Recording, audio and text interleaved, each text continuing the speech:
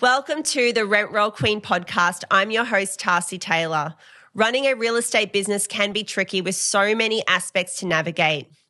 In this podcast series, I am going through everything that you need to know about running a real estate business, whether you're a seasoned real estate business owner, new business owner, or somebody trying to get into entrepreneurship.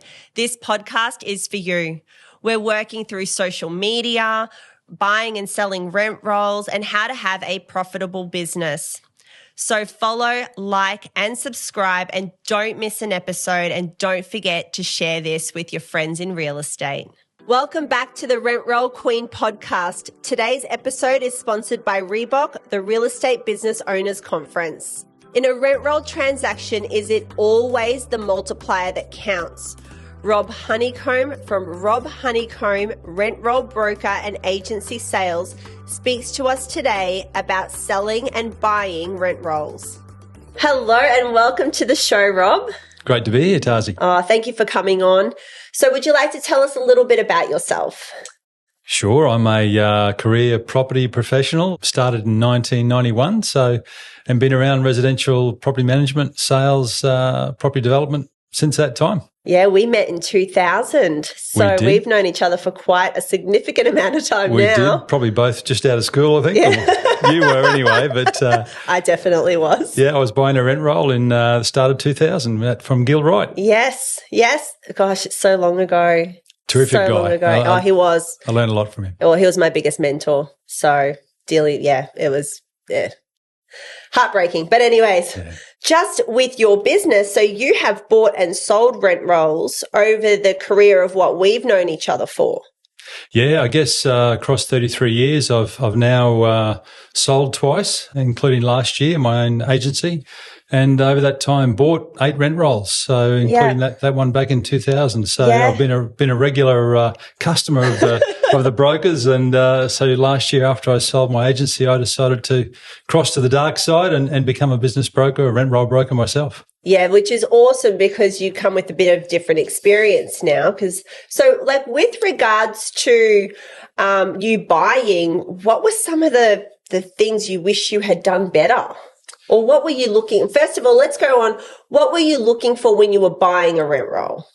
Lots of things. And I think ultimately each agency is at a different stage in its evolution when it looks to buy. Certainly in 2000, that business was because I'd expanded our company from Townsville back to Brisbane, and we were looking for a foothold in this city. So that agency at Toowong, about 300 properties, was all about momentum and getting a place in Brisbane that was our HQ. Yes. Whereas my other purchases have largely been around, expanding on an existing business. So I think there's no cookie cutter approach. Each purchase decision has got to be made, using the priorities for your business at that time. Yeah, because how many properties did you have when you finally sold your rent roll? Look, the business in Townsville we ran had over 1,000 properties. This last time, my business at South Brisbane, just over 600. 600, yeah. So all the challenges of a business like that we work through, and certainly with the sale, I ended up working with 2 different brokers and learned a lot from that process. And so now you're out doing it for business owners directly.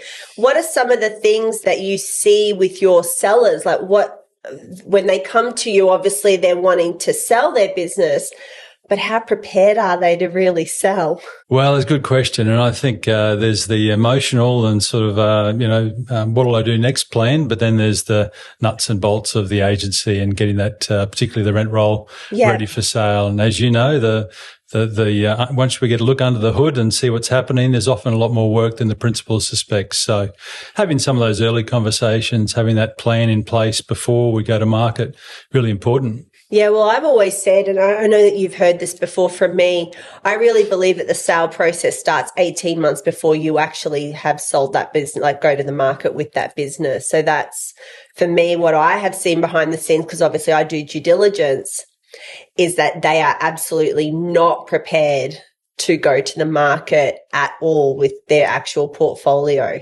Yeah, I think there's no doubt that not everyone gets the luxury of planning that long length of time. We get health issues, we get other things happen in people's lives, which I've certainly seen in my clients already this year. And then you've really got to adapt and find buyers that can work through that transition with an imperfect rent roll. And that certainly happens as well. I've been a buyer of those rent rolls in the past.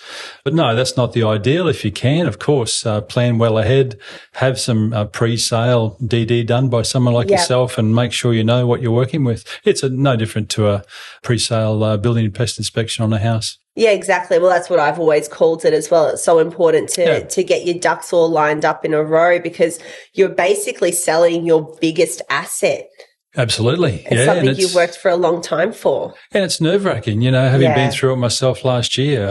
It took me quite a long time to get to that mental decision.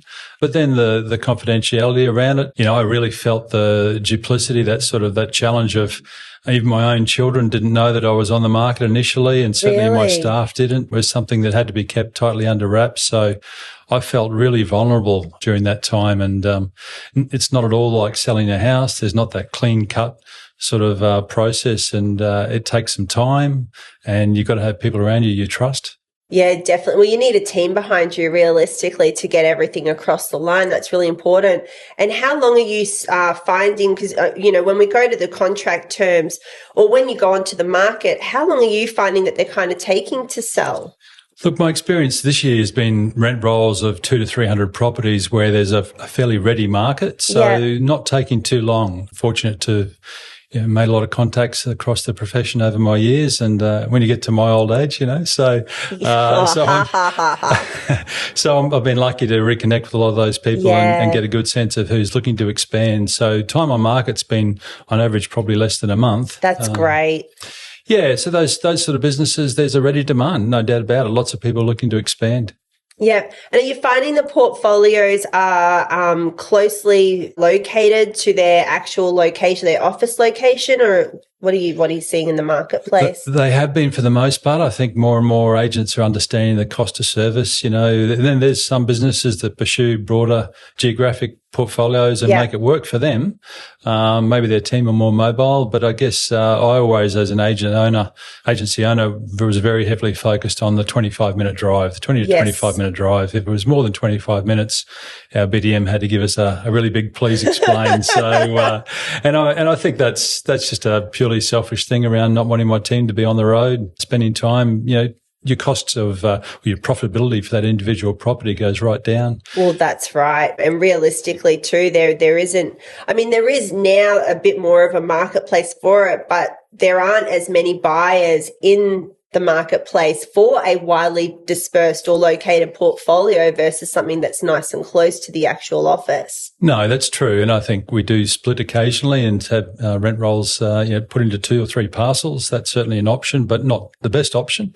And I guess, look, ideally, as you grow your business, you've got that focus on only organically growing in a geographic patch, but also when you're buying, ideally only buying things that you can service from your head office. Yeah, I've just recently done a valuation for a client, and they're located in one area but have literally bought a rent roll that is up to nearly 300 kilometers from there. Wow. That's crazy, yeah. But they think they can service it with the same amount of people that they currently have, and there's just... Yeah, look, I know there are people make that work for them, and staff perhaps that live nearby, a pool of those properties that can service them, provided they stay in their team and can continue to be their property manager. They're not, though. They're all located in that same office location. So it was like, I don't know if this is the right strategic move for you, but okay. Yeah, and it's a challenge because I certainly know when I started my agency in 2006 in South Brisbane, we had no properties. Day one, I had 4 staff, including myself, all overheads, no income. Yes, yeah. And so we were desperate for management. So the discipline to stick to growth within that 5-kilometre radius, that 25-minute drive, was really tough. It took a lot of decisions over that time around, yes, that looks like a great management, but it's not going to be profitable. Yep. And that really does affect, well, like you said, profitability, but also the value of your portfolio at the end of the day, because you want to achieve the highest multiplier. And as a broker, your job is to try and achieve the highest multiplier possible for your client. So what happens when, it's not realistic, that they've come to you with an expectation of, I'm going to get, and I'm just going to say this, 3 times the multiple, because, I still remember the day, or a 3.2 times multiple, and everyone's like, oh, but mine's worth that. And it's like, let me have a look first. Yeah, I've got to say, both as a buyer of rent rolls and as a seller, having sold twice, the multiple was never the most important thing to me. Far more interested in the character of the person on the other side of the transaction, because that can have a massive impact, but also that cost of service, the history of the portfolio. Is there an external referral source that's been dominant in bringing managements on board? Yeah. All those sort of things for me were far more interesting than when I was assessing what multiple I should pay as a buyer. And certainly as a seller, the character of the buyer to me was, and their reputation for doing the right thing was hugely important. Yeah. And well, that goes back to the confidentiality side as well. So, because when you put a rent roll on the market, you're not telling the buyer who the seller is. No. So at what stage does the buyer find out who the seller is? For me as a broker, I want to know first, has that buyer got capacity? So this is very different to selling a house. It's not just a preliminary, do you have some money? I want a conversation around their existing business. Where are they at with their finance process? And my own reading on what I think is really, their capacity. So at that point, once I'm confident that they could be in the market, actively wanting to buy and can buy, they'll sign the confidentiality agreement. Yeah. And only after that, they get the preliminary information. And then I want to qualify that by knowing, okay, is that now a match for what you're interested in? And if it is, now we can talk about where the agency is exactly. Because until that point, it's really not relevant to them. No. The character of the seller is important to them. Lots of that. Do I know them? Do I know the reputation? For sure. But we can go a long way down the path of talking through the information before we get to that point of having to disclose that. Having been that seller and knowing how vulnerable I was, losing staff, losing clients, far too important. Yeah. So what's retention? Because obviously once you've settled on a contract, you've also got retention. So we're talking about reputation now. So then we've also got retention to get through. Would you like to elaborate on retention? And that to me, I guess, is particularly important in terms of we said the multiple. I feel the multiple is not the most important thing. If you get it wrong with who you sell to, you can easily lose 10%. So $3 is not $3 if you lose 10% of it. So, $2.90 might be a far better transaction than $3 if you get a better buyer. So, that's that judgment around what can happen once the landlords find out, once the staff find out that this is the buyer of the rent roll, this is the agency it's going to. And I think we need to really take a fairly good read on who they are. And look, I'm lucky. I've been in real estate a long time, know a lot of people. I can get a bit of a reading on their reputation before we go down that path with them as a buyer. Yeah, no, definitely, because you're very lucky as well. I mean, well, not lucky, but as in the REIQ is very lucky. They've also got you as one of their trainers. So you get to meet and greet a lot of these business owners that sort of come through the door. Yeah, met a lot of them during my time on the REIQ board too. I guess as chair there, travelled a lot around the state. Yeah. So I am doing quite a bit of my brokerage work in the regions. Just sold a business in Cairns, and I think that. For me, that interaction with agents on their home turf, it's really important. So I do a lot of door knocking. The old traditional way, I love it. People say, oh, don't you knock on people's doors. They don't like that. I can tell you as an agency owner, almost 30 years I was an agency owner across my 2 businesses. I had so few people knock on my door. Yeah. So as a business broker, I do a lot of that and just to chat and find out where people are at. So I get to know a lot of people. Well, you get to know a lot about their business as well when you're face to face. Like there's a lot of conversations that won't happen over the phone, but they do happen face to face. How do you pre-qualify your sellers? Because that's a big thing as well. It's not about just taking on any client. Yeah, I think it's just about that conversation. And probably the first couple of times I chat with potential clients, very little of it's about real estate, actually. It's mostly about them, the person. So no surprise. Real estate's all about people and relationships, and so is brokerage. That's right. So, yeah, really, I guess I'm taking a read on the motivation.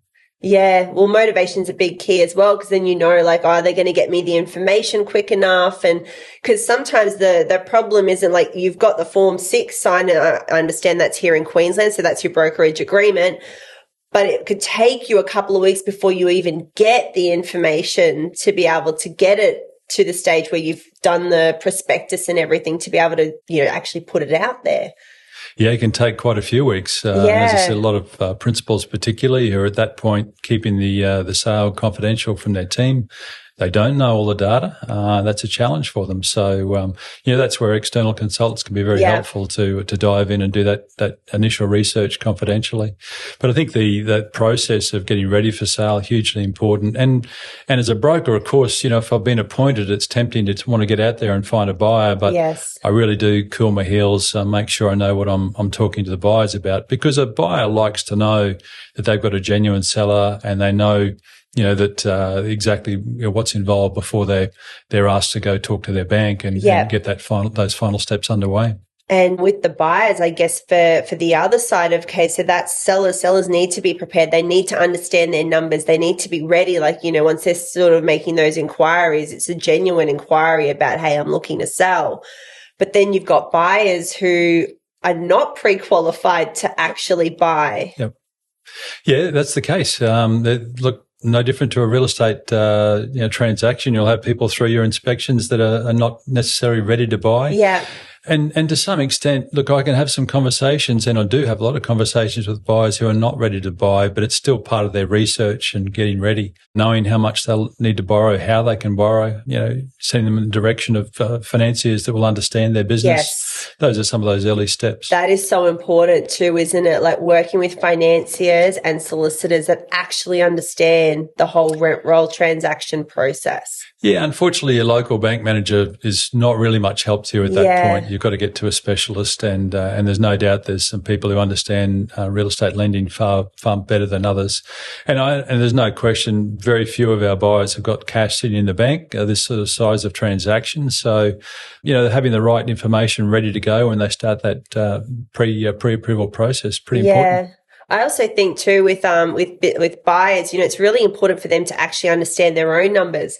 So when you've got if you have a seller and a buyer that actually understand their actual business, the transaction can be so much smoother than those that don't really understand, because then they don't know the process about, I've got to go and see the financier and get pre-qualified, and what can I actually borrow?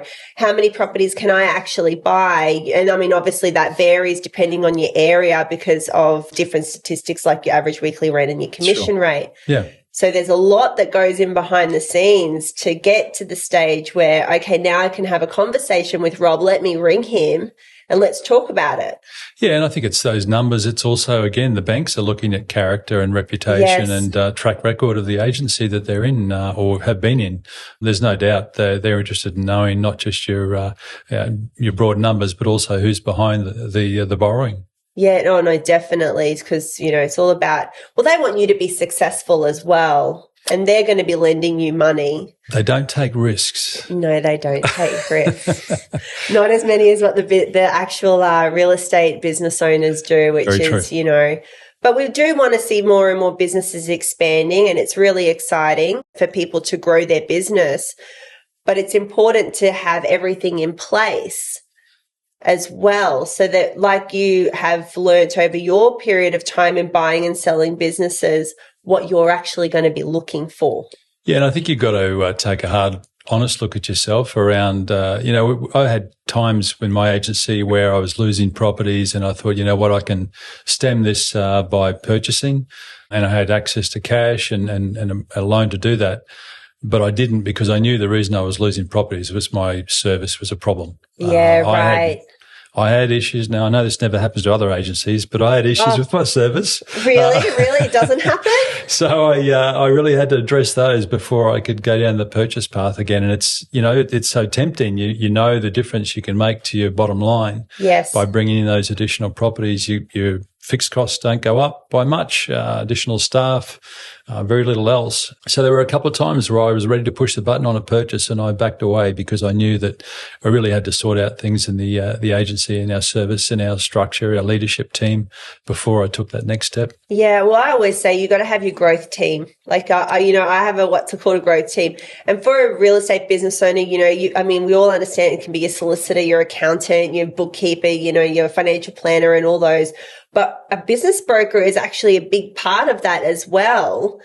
And, your valuers and so forth, like we're all part of that team because once you can understand your numbers at any point in time, they could be triggering either a sale or a purchase. Yeah. And look, I guess, it's no different to, again, transactions in real estate, property. If I know a buyer is pre-qualified and organised and I've seen them purchase before and I know that they'll deliver on the promises, of course, I'm going to be calling them early when I know that there's a business coming on the market. They do get those early, heads up on potential listings because we know as a broker, looking after our seller, that they'll do what they say they're going to do. Yeah, that's right. Well, they're the off-market transactions, aren't they? Like they don't hit the public. Well, the sellers, if they can get a good result, like to know that it doesn't need to go to market to achieve the best possible price and the best possible outcome. And that's that net outcome. That's not about, I got the highest multiple. Yes.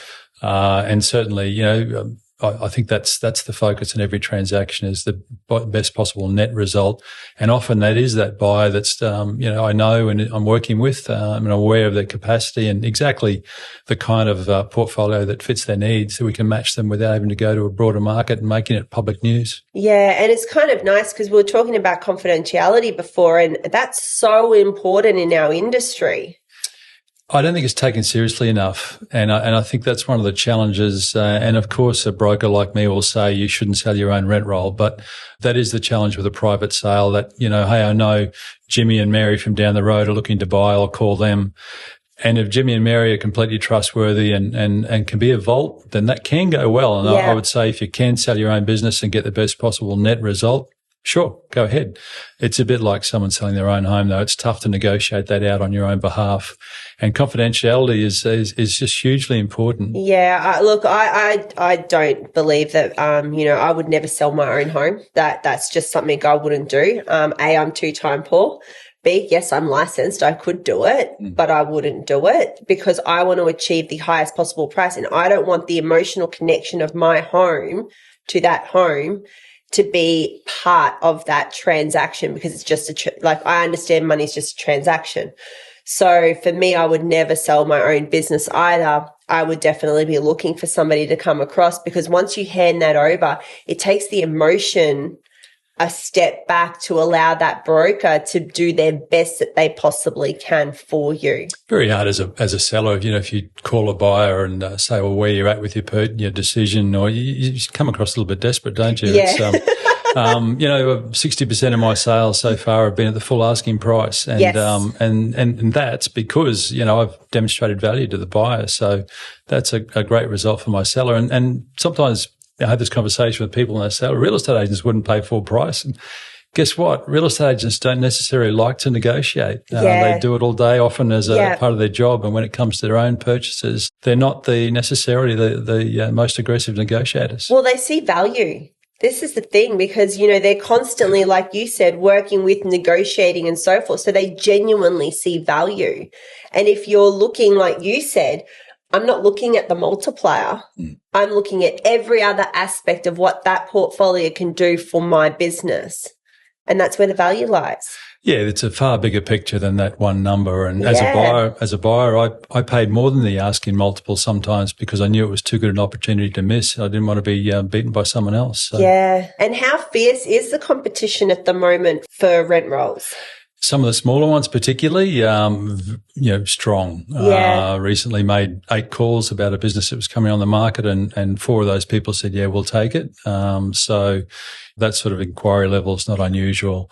I think more and more people recognising, organic growth is the ultimate. We'd all love to get that. It's the holy grail of residential agencies. Yes. It's tough to find landlords that will switch away from a current agency. You've got to have something really going wrong there. They're very forgiving, which is great when you own the rent roll, but not great when you're trying to grow. And certainly when I started my agency, all those overheads of 4 staff, no landlords. Yeah. For over a year, I tried to make my way without a purchase and couldn't find a rent roll that matched that time. And I ended up sinking, I'm not embarrassed, I am embarrassed to say, but I'll do it anyway, over $1 million into that agency because I didn't have a rent roll to start. Yeah, wow. So as opposed to borrowing money from the bank to buy a rent roll, I put it into working capital and marketing, wages, overheads with no income. And that was an expensive lesson that really, I should have curled my heels until I found the right opportunity. Yeah, wow, that's incredible. Well, thank you so much for joining us today. I really appreciate it. And what I will do, Rob, is I will have all of your details in the caption. So anybody who wants to reach out to you can reach out to you because you can help them sell their rent roll or buy a rent roll. Absolutely love to help. Thanks for having me.